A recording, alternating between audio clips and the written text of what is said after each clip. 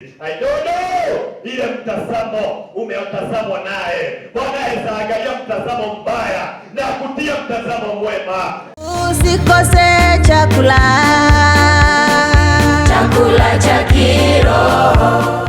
Nilikuwa naangalia 3 women wa mama watatu ambao walionekana sana kwa Bible.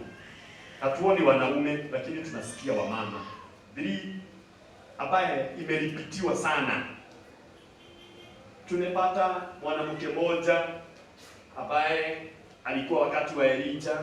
Tunasikia mama moja alimwaga damu, mama moja alipikia Elijah mikate. Ama hebu tuangalie hapo. Nilipokuwa nikifikiria haya, mwanamke kwa Bible ana mean human being. Ama so tunapata na ya kwamba mahali binadamu alikutana na Mungu.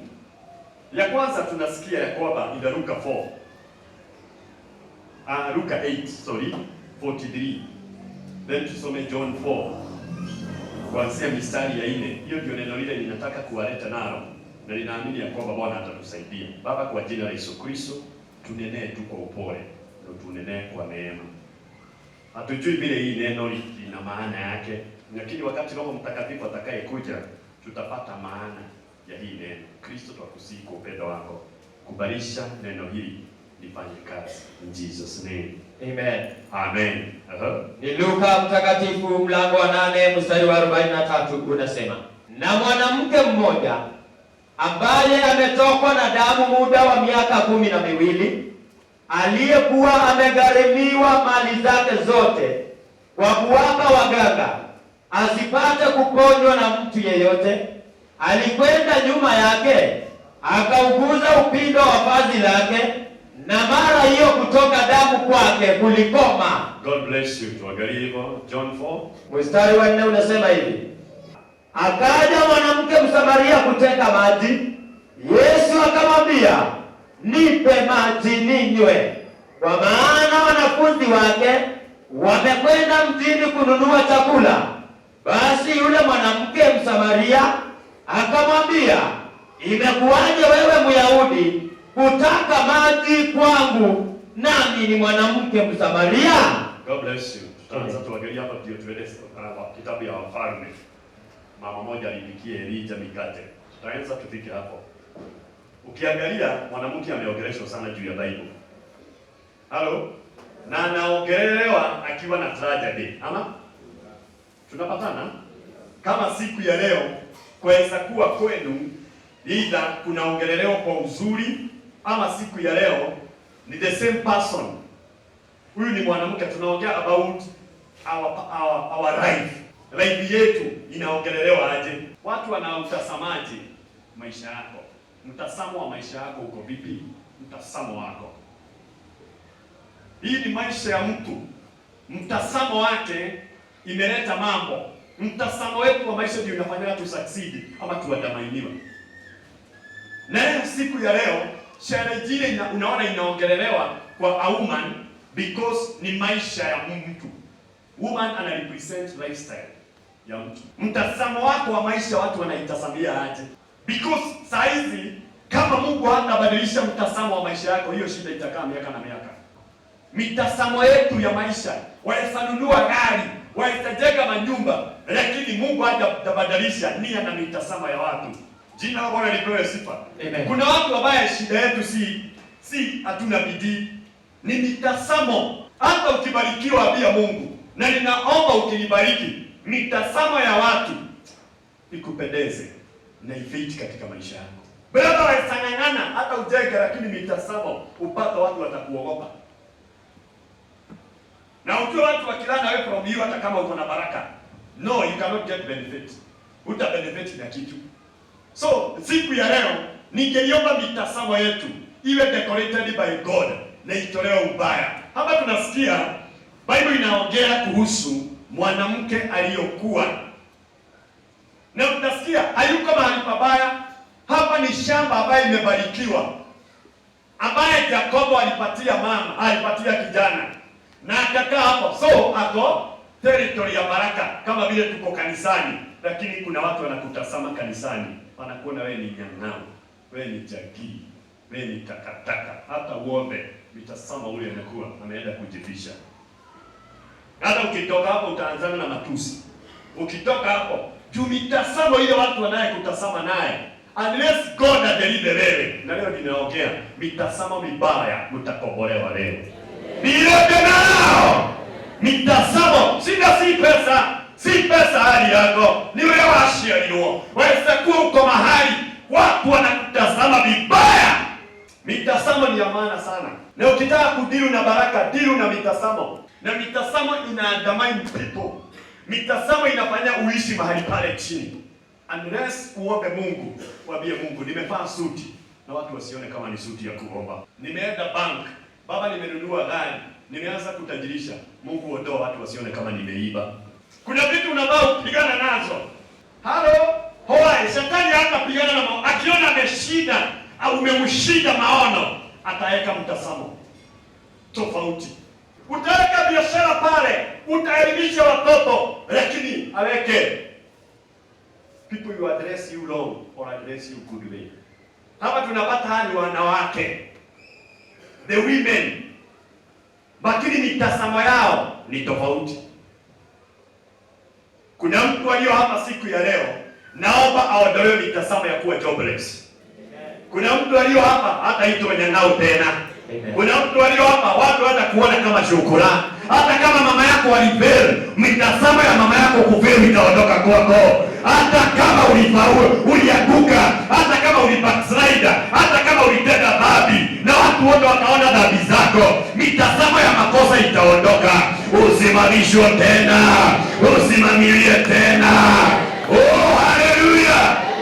Another bad woman tunampata katika kitabu ya John, mwanamke anaitwa Mama Magdalena. Watu walilesi wanawake, hata kama ni siku za kucelebrate wanawake wa mama wazazi. Tukiwaangalia hapa, everybody alitoka pale. Ukikosa kupigana na mitasamo ya watu, utaishi umejichukia.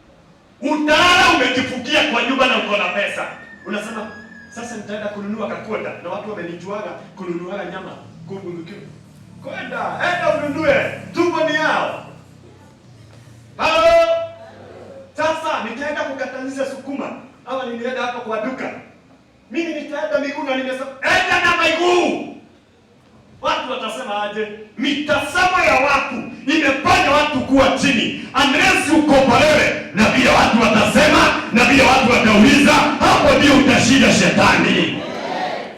The first blessing, baraka ya kwanza ni vile utashinda uoga wa watu.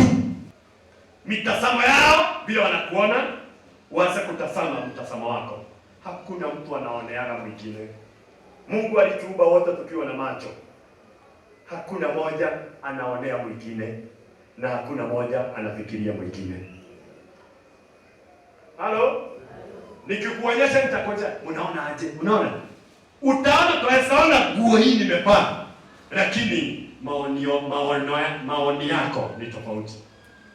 Waisauliza ni nani unaona pale? Hautaona, hautasema ni pasa. Utasema mtu ako na microphone. Mwingine ataona microphone. Mwingine ataona hii. Mwingine kutoka wakati aliingia hajaniona. Anaona mzee Daraja. Mzee huyu alikuwa hapa mbele na kuna nywele. Kwa sababu kila macho mtu amepewa yake na mtazamo tofauti. Nataka kukurudishia your sight. Nataka kukurudishia maono yako. Ili uache kuogopa na mitazamo ya watu. Oh, hallelujah. Uone ya kwamba hata kama umeanguka waweza simama. Uache kuona hata kama umechafuka utaishi na uchafu, waweza simama tena na umuvu na uendelee. Hallelujah. Amen. Bwana Yesu apewe sifa. Amen. Yohana Mtakatifu mlango wa 8 mstari wa 3 wasema, waandishi na Mafarisayo wakamletea mwanamke aliyefumaniwa katika uzinzi, wakamweka katikati, wakamwambia, Mwalimu, mwanamke huyu amefumaniwa alipokuwa kizini. Basi katika Torati ya Musa alituamuru kuwapiga mawe wanawake namna hii. God bless you. Huyu ni mtu mwingine scenario, mtazamo wa watu. Imetutia uoga mpaka hatuongei. Mtazamo ya watu Umewasikia vile wamekutazamia mpaka useme wewe ni nani. Mtazamo ya watu inafanya usiondoke wewe ukafanya hata kama ya kazi ya kufagia. Mtazamo ya watu imefanya usijipende, umejichukia. Sikiliza, wanawake kama hawa, sikiliza, kimurutagiki, kimwanamke kama hii, kimwanaume kama hii kakina tere, makanisa kama hii, mabiashara kama hii, haiwezi endelea mahali. Hiyo ni mitazamo yao. Kuna mtu naongelesha. Sikiliza, nataka ujichagulie mahali ulipo. Mwanamke kama huu, nimekwambia ukiona mahali kwa Bible, kuna mahali kunaandikwa mwanamke, it is our lifestyle. Mwanamke ana represent lifestyle, day to day lifestyle. Karibuni sana. So tunasikia kuna mtu hapa ambaye ako madena mali ogera ile maku wiki. Mashida ile unapitia, hakuna mtu anakuelewa. Wewe, huyu mama alimwaga damu mpaka akachukiwa. Amen. Amen. Hiyo inaitwa personal suffering. Amen. Amen. Yani ndani yako you are suffering alone. Ndani kwa hiyo bleeding, unaona ni damu ina mean mwenyewe. Wewe mwenyewe. Na Biblia inasema hata akijaribu kujimaliza hii shida, wakati uko na shida ya upweke, waweza enda everywhere. Wakati uko na shida ya upweke, wakati una struggle mwenyewe, you can do anything. Ukijaribu watu wasione. Hello. Unanipata? Unang'ang'ana ukijaribu watu wasione. Cancel translation order in heaven. Bwana Yesu apewe sifa. Unatafutaga wewe mwenyewe vile waweza. Unang'ang'anaga wewe mwenyewe vile waweza shida. Personal struggle, hujui watu wanakuamuliaje. Kabla watu waamulie kwenu, wanaanza kuamulia wewe. Na maamuzi ya watu ukiyashika, kama una maamuzi yako, utaisha, utajifungia kwa nyumba na utakosa kwenda. How many people wako hapa na kitu kadogo? Wewe mitazamo ni mtu akumalize. Mitazamo ni umalizike. Biblia inaongea kwamba walikuwa two people, because you cannot do this act alone. Lakini mitazamo yao ni kumuua. Mitazamo ya wengine ni kukumaliza. Mitazamo ni kukumaliza. Mitazamo ingine ni uishe, usionekane mtaani. Mitazamo mingine ni uonekane uko kaburini. Kabla jirani, Mungu atatengeneza mitazamo. Na atabadilisha mitazamo ya wanadamu. So siku ya leo ninataka kuongea kama vile Mungu alimaliza na akaleta suluhu mitazamo ya watu vile waliona hawa mama. Mungu akabadilisha mitazamo, wakawa sasa tuna wanaonana waliokuwa baraka sana kubwa. Hivi ndivyo ninaomba kila mitazamo, wakiamuka kidogo walisema apigwe mawe, lakini kesho kutwa walipata haki ya mikana ya kwamba ameokolewa. Waliona mtazamo wa mama alimwaga damu, walaga walimjua. I don't know, shopkeepers, doctors, neighbors wamejua shida yako mpaka lini. I know tumeaddress problems zetu kwa watu mpaka wamezijua A to Z. Hata wewe umejua magonjwa yako yote, umejua shida yako yote. Biblia inasema ya kwamba naye pesa zake zote alipeleka kwa waganga. Na walipopewa, Biblia inasema ya kwamba zote zikaisha. Lakini alipoguza bide la Yesu, hakuna siku shida ya damu ilionekana tena. Tunapata huyu mwingine naye ni mama anapikia Elisha. Anamwambia nimebakia kauga. Ndio ninaongea mambo ya personal struggle. Mashida ambayo unakula, problem ambayo zinakukula, hata ukijaribu kuambia watu wanakuona na mtazamo mwingine mbaya. Lakini Yesu alipokuja, kila mmoja alikuwa anaigoka. Mitazamo inabadilika. Wanaona mitazamo mingine. Ninaamini ya kwamba siku ya leo mitazamo ile umeingia kanisani, mitazamo ulionekana naye Februari, wiki ikianza mitazamo, Mungu ataondoa mitazamo ya ubaya na watu watakuona na mitazamo ingine ya neema katika jina la Yesu Kristo. Wamekuona katika mtazamo wa aibu, lakini wataamuka wakuone na mtazamo wa heshima. Walikuona na mtazamo wa magonjwa, watakuona mtu walio na afya katika jina la Yesu Kristo. Waliona mtu na mtazamo ya mama auliwe, walikuona mtazamo wa kukaa ni maraya na wakasema anafaa kukufa. Lakini Yesu Kristo hakuona na mtazamo wa maraya, alimuona mtazamo wa mama. Oh, haleluya! Waliona na mtazamo wa kumwaga damu, lakini Kristo hakumuona na mtazamo wa kumwaga damu. Kesho kutwa hakuonekana na kumwaga damu, alionekana na mtu aliyovaa vizuri na akivika mpaka tuisi. I don't know ile mtazamo umeotazamwa naye. Bwana haangalia mtazamo mbaya na kutia mtazamo mwema. Pokeeni mitazamo ya wanadamu ya kudharauliwa yazarudishwe nyuma. Bwana afanye uone na mtazamo wa kufaulu. Amen. Bwana Yesu apewe sifa. Amen. Mama anajiona mtazamo ati nimebakisha kauga kamoja nikufe. I just only have the last meal. Nikikula na mtoto wangu tutakufa. So, yeye mtazamo wake ni kaburini. Yeye mtazamo wake si kuishi. Yeye mtazamo wake ni akufe, akule tu hiyo. Kwa hivyo hofu yake ilikuwa kwa unga. Kuna mtu hapa hofu yake ilikuwa kwa biashara. Hofu yake ilikuwa kwa mwanaume. Hofu yake ilikuwa kwa mwanamke. Hofu yake ilikuwa kwa biashara. Hofu yake ilikuwa kwa hali na inasikisha. So already umekata tamaa. Lakini siku ya leo nataka kudivert your view.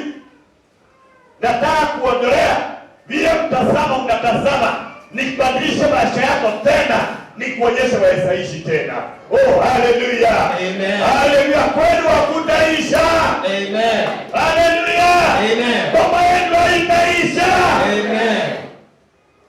Nimetembelea mbali wewe. Huyu ni mwenye dhambi aliipa hiyo, aone kama Mungu atakamsaidia. Even if you are sinner, nobody who cannot forgiven you. Ndio wewe umetenda dhambi gani mpaka unanuka kwa nyumba, unanuka kwa watu, nataka kuibe hivyo hivyo. Nimetembelea mbali Yesu. Sasa narudi. Haleluya. Sasa narudi. Kama kuijui hivyo. Sasa narudi, nimepotelea mbali. Haleluya. Sasa narudi, Yesu wangu. Sasa unikaribishe, Yesu wangu. Sasa narudi. Huyu mtu aliiba hiyo wimbo, aliitwa mwenye dhambi. Hakukaribishwa kwa chakula, aliona mtazamo. Hakuitwa na watu, hakubarikiwa, hakuna mtu alimpenda. Akaona the last option, nimwambie Mungu kama nikirudi kama atanipokelea. Na alipoenda akapokelewa, akawa mwingine tena. Nataka kuambia umeingia ibada ya leo ukiwa na mtazamo mbaya, ukiwa na last coins, pesa ya mwisho. Hii ndio pesa ya mwisho uko nazo, ya kwamba you don't know what to do, haujui vile utafanya. Lakini nataka kumwambia huyu mama, hata kama mtazamo wake ulikuwa kuisha, mtazamo wake alikuwa akufe, aliona mtazamo wa kifo, kifo kilibadilika na akaishi miaka ingine 70. Oh, haleluya. Amen. Leo kuna siku ya kubadilisha mtazamo mbaya. Amen. Haleluya. Amen. Leo kuna kubadilisha mtazamo mbaya, mtazamo watu waliokuwa na ubaya. Bwana ana uwezo wa kubadilisha mtazamo mbaya na lete mtazamo mwingine mzuri. Bwana ana mtazamo wa kuangalia nyumba yako mwingine, sio vile ulikuwa unaona nyumba yako na mtazamo mbaya. Ana mtazamo wa kubadilisha afya yako, mtazamo wa ubaya uishe. Simbarikiwe. Simbarikiwe. Simbarikiwe. Simbarikiwe haki. Simbarikiwe haki. Simuone haki kweli. Siuone haki kweli. Ukiondoka hapa, ninawaachilia neno. na mitazamo mlikuwa mnatazama nayo ya kupigwa na mawe, ya kumwaga damu, ya kujihesabia afadhali kufa, mtazamo wa kuona kufa na kuisha na kwenda nyumbani. Leo nimeibadilisha, utakuwa na mitazamo ya kuishi. Pokeeni mema kwa jina la Yesu Kristo. Baba, bariki kila mmoja amekaa masaa yote hapa, ukambariki na ukamsaidie, ukamfungulie njia na ukampatie moyo wa kuendelea. In Jesus name. Hakika